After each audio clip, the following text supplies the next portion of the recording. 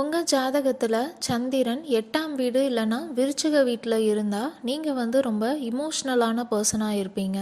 ஒரு சின்ன விஷயமா இருந்தாலும் நீங்கள் ரொம்ப இமோஷ்னலாக ஃபீல் பண்ணுவீங்க. உங்களுக்கு ரொம்ப பிடிச்சவங்களுக்கு எதுவும் உடம்பு சரியில்லை அப்படின்னா உங்களுக்குமே உடம்பு சரியில்லாமல் போகிற அளவுக்கு நீங்கள் வருத்தப்படுவீங்க.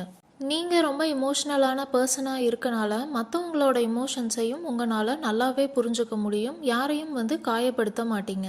சந்திரன் உச்சம் அடையிறது பார்த்தீங்கன்னா ரிஷப ராசியில தான். ஆனால் அவங்கள விட நீச்சம் அடையிற விருச்சிக வீட்டில் இல்லைன்னா 8ஆம் வீட்டில் இருக்க உங்களால தான் மற்றவங்களோட இமோஷன்ஸை நல்லாவே புரிஞ்சுக்க முடியும்.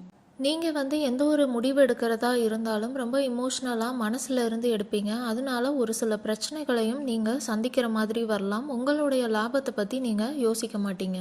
நீங்கள் உங்கள் இமோஷன்ஸை கட்டுப்படுத்தணும், நிலையானதாக பண்ணணும் அப்படின்னு நினைக்கிறீங்கன்னா டெய்லி 5லிருந்து 10 நிமிடம் தியானம் பண்ணுங்கள். தொடர்ச்சியாக பண்ணினீங்க அப்படின்னா உங்கள் மைண்டுக்கு ஒரு கிளாரிட்டி கிடைக்கும்.